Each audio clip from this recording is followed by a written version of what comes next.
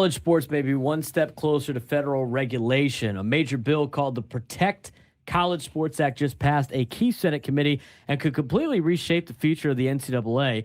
Bill would restore some power to the NCAA, enforce spending caps, regulate transfers, and create national NIL standards. But here's the biggest fight. The SEC and the Big Ten aren't fully on board. Why?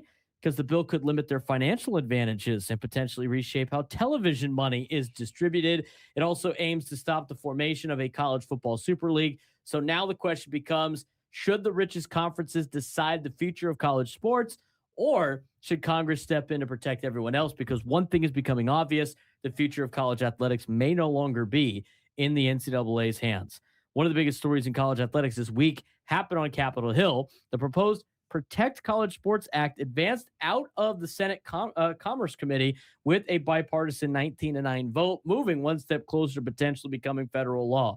The legislation, introduced by Senators Ted Cruz, Maria Cantwell, now heads towards the Senate floor, where it would still need 60 votes to pass. The bill represents perhaps the strongest attempt yet to bring order to a college sports landscape that many administrators believe has become increasingly chaotic. Yeah, the legislation would provide the NCAA with antitrust protections and restore some of its authority after years of losing legal battles. Among the provisions, it would allow the NCAA to limit transfers and eligibility, enforce spending caps tied to athlete compensation, preventing coaches from leaving schools during the season, require schools to preserve women's sports and Olympic programs, create national NIL standards instead of a patchwork of state laws, and it would also provide health protections for athletes. Supporters say this bill would give college sports a much needed bit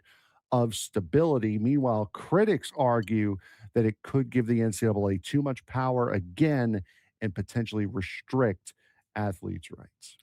You need rules for competition, though. Like, that's Yes. the thing. It's like, I mean, yeah, at the grand scheme of things, like, a lot of these rules in place in all leagues restrict athletes' rights to an extent, but like, there's rules in place for sports that you need. This is not any other business. This is a sports driven business with competition. It changes the dynamic of things.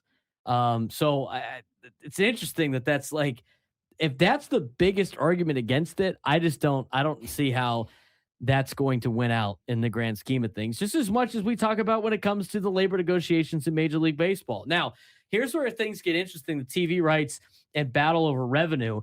This is the most controversial aspect of the legislation because it involves television rights. The bill creates a pathway for all FBS schools to pool future media rights together, potentially creating a more balanced financial system across college athletics.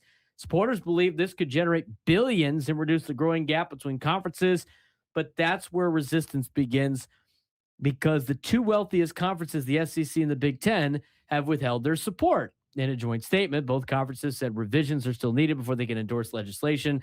Their concern is simple. They don't want to sacrifice the massive financial advantages they've built through their own television deals. Well, if you're going to sit there and tell me everything about these are student athletes, and we got to make more rules about the competition, everything like that, you can't then go on your high horse and then talk about, oh, well, we still want to make as much money as humanly possible. Like, we got to collectively fix all of these problems.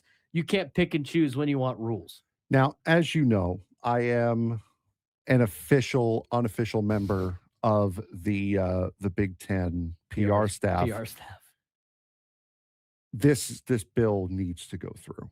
I don't care what the Big Ten wants to say. I don't care what the SEC say. This is something that needs to happen because what you're going to do is you're going to drive a wedge between what the fans of your sport want to see and where the moneyed interest is.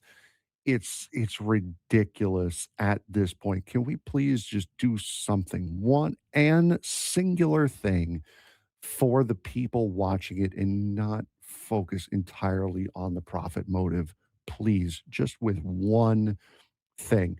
So now what we're trying to do with this legislation here is prevent a super league, a college football super league.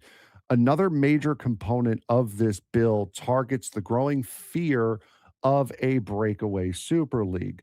The latest version includes language designed to prevent conferences, schools, or even outside private equity groups from creating a separate league outside of the NCAA. SEC Commissioner Greg Sankey has publicly dismissed accusations that the SEC and the Big Ten are plotting a breakaway, instead arguing that private equity firms represent a larger threat. The revised bill expands its protections beyond just the SEC and the Big Ten and includes the ACC and the Big 12 as well.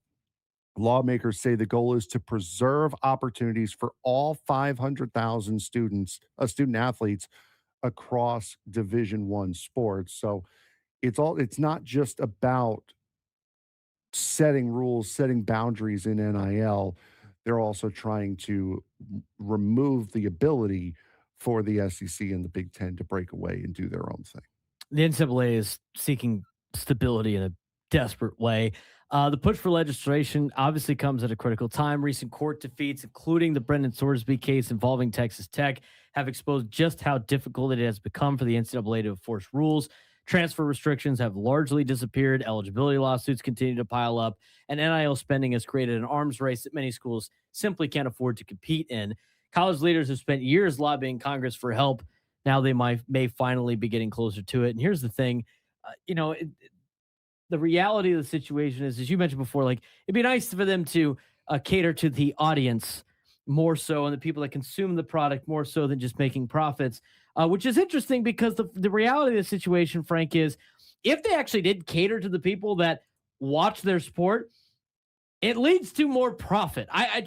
It baffles me how this isn't the greed the greed blinds people to an extent that they could actually make more money if they didn't think about it from a greedy perspective of the whole like high tides raise all ships kind of narrative. Because here's the other thing. We talked about the arms race and schools that can't afford it won't. When schools start dropping off like flies for the sport and the sport continues to shrink, that's less access to people who are going to care about your sport because they're not going to have any interest, because they're not going to have a rooting interest. And they're so greedy and arrogant thinking like, oh, they'll just pick an SEC school. The reason why college athletics is successful is because people have a connection to the schools. They have a connection to the logos. They have a connection to the student athletes because at one point in time, this is the only entity where the fan, to an extent, can relate to the athlete of they went and lived in the same place I lived. They went and took the same classes that I took. There is a connection there. And that is why people love college sports. That is why. This is different than the NFL. It's different than a lot of things. So the less people relate to the product, the less people are going to watch, which means you are going to make less money. And the fact that they don't understand that blows my mind. That's what makes this legislation so important. And that's why Frank and I agree this thing needs to be passed.